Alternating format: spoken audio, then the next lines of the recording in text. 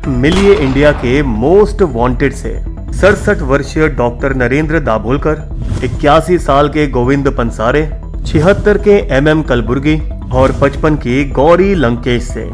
क्या आप इनसे डरते नहीं? अरे भैया, ये तो बड़े डरावने लोग हैं, इसीलिए तो किसी ने इन्हें एक एक करके खत्म कर दिया।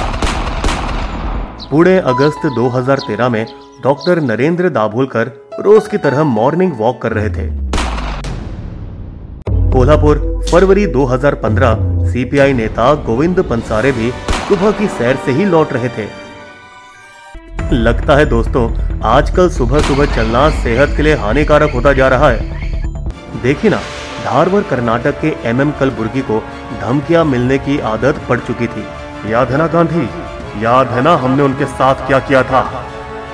और अगस्त 2015 में जैसे ही उनकी सिक्योरिटी हटा दी गई, सितंबर 2017 बेंगलोर में समाज सेविका और पत्रिके की संपादिका गौरी लंकेश बस अपने घर पहुंचने ही वाली थी। उसकी पीठ अब हमारी तरफ है, चलाओ गोली। इन खाली कारतूसों को फॉरेंसिक लैब भेज दो। सर, गोली तो 765 के देसी कट्टे से चलाई गई थी। MMK की हत्या भी 765 की गोली से ही हुई थी।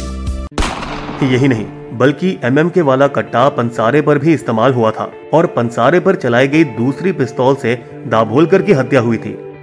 जहां बाकी वारदातों में कोई आंखों देखा नहीं था, गौरी लंकेश हत्या में पुलिस CCTV फुटेज पाने में कामयाब रही। रुको जरा रिवाइंड करो। हाँ बस ये। वो आदमी कौन है? वो आदमी हिंदू युवा सेना नेता KT नवीन कुमार निकला, जो तुरंत गिरफ्तार कर लिया गया। सारे सबूत एक ही तरफ इशारा कर रहे थे, कट्टर हिंदुत्ववादी संगठन संस्थान की ओर, जो कि देश के संविधान को खारिज करते हुए 2023 तक भारत में हिंदू राष्ट्र स्थापित करने की आशा करते हैं। हिंदू अपने ही देश में डर कर रह रहे हैं। सेक्युलरिज्म हिंदुस्तान की सारी तकलीफों की जड़ है। पंसारे का दोषी समीर गायकवाड़ सनातन संस्थान का सदस्य जमानत पर बाहर है, जबकि कलबुर्गी के कथित हत्यारे रुद्र पाटिल उसी संस्थान के सदस्य कानून का भगोड़ा है। कलबुर्गी की हत्या से कुछ दिन पहले एक बजरंग दल नेता ने ट्वीट किया, तब था अनंत मूर्ति और अब कलबुर्गी, और मजाक उड़ाओ हिंदू धर्म का तुम लोग, अब मरोगे कुत्ते की मौत। और प्यारे KS भागवन, अब तेरी बारी है। रिटायर्ड मैसूर विश्वविद्यालय के प्रोफेसर KS भागवान तब से पुलिस सुरक्षा के घेरे में हैं। उनका नाम संस्थान के डॉक्टर वीरेंद्र सिंह तावड़े के घर में भी पाया गया। हिंदू विरोधी राक्षस। दाभोलकर और कलबुर्गी अंधविश्वास के खिलाफ थे और उनकी मेहनत से ही ये कानून पारित किया गया।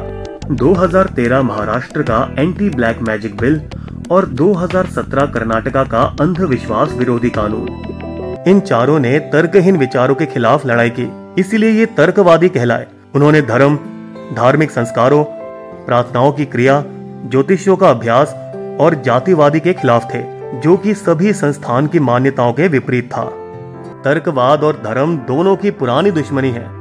माना जाता है कि 7वीं शताब्दी ईसा पूर्व में रहने वाले एक ऋषि बृहस्पति चरवाका लोकायत नास्तिक सोच की स्थापना की। हम ना ही वेदों को पवित्र ग्रंथ, ना ही धर्म या ईश्वर में विश्वास करते हैं।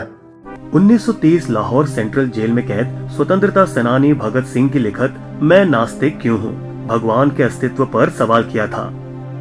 DMK पार्टी नास्तिकता पर आधारित है, जिसके प्रमुख के करुणानिधि खुद को एक पक्का नास्तिक मानते हैं। उनके गुरु हैं EV रामास्वामी नायकर उर्फ पेरियार, जिन्होंने द्रविड़ आंदोलन शुरू किया, जो कि तमिलनाडु में DMK के नाम से जाना जाता है।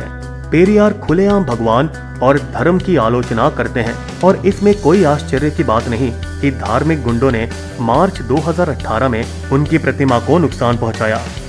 दुनिया भर में इस विषय पर कई किताबें लिखी गई, जैसे कि ब्रिटिश विद्वान बर्ट्रैंड रसल की मैं ईसाई क्यों नहीं हूँ, हैदराबाद के दलित विद्वान डॉक्टर कंचा इलियास शेफर्ड की मैं हिंदू क्यों नहीं हूँ, डॉक्टर बाबा साहब अम्बेडकर ने लिखा हिंदू धर्म की पहेलियां, जिसमें उन्होंने हिंदू धर्म पर सवाल उठाया, और इब्ने वारक मैं मुसलमान क्यों नहीं हूँ।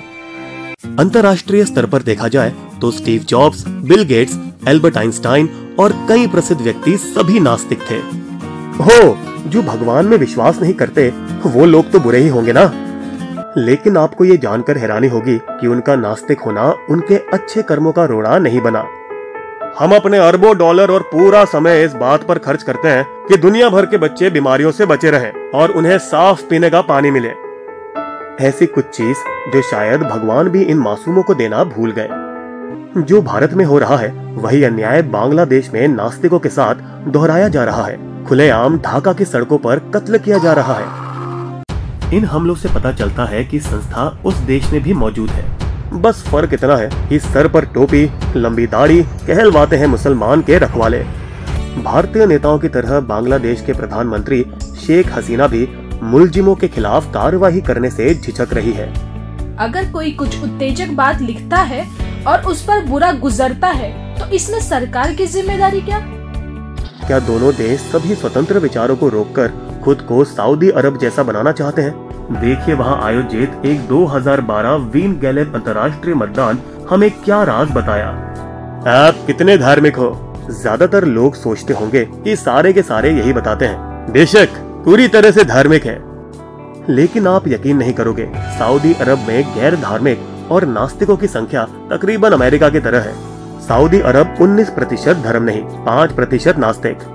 कुछ समय लगेगा, लेकिन ये सतयुग के मुसाफिर कलयुग को हराने में कामयाब रहेंगे। आपने ये कहावत जरूर सुनी होगी, कलम तलवार से ज्यादा ताकतवर होती है। बिस्बो की शायरी, अलग है जिनके रंग ढंग और अलग है जिनकी बात, अलग सोच रखने वालों पर होता क्यों आघात। नाम खुदा का लो या ना लो, निजी है सब विश्वास, हो अच्छे इंसान सब, बात यही है खास। क्या आपको हमारी कहानी पसंद आई? तो आइए बन जाइए बिस्बो के दोस्त और सब्सक्राइब करके हमारे फ्री मेंबर बन जाइए। और इस वीडियो को अपने दोस्तों के साथ शेयर करना मत भूलिएगा।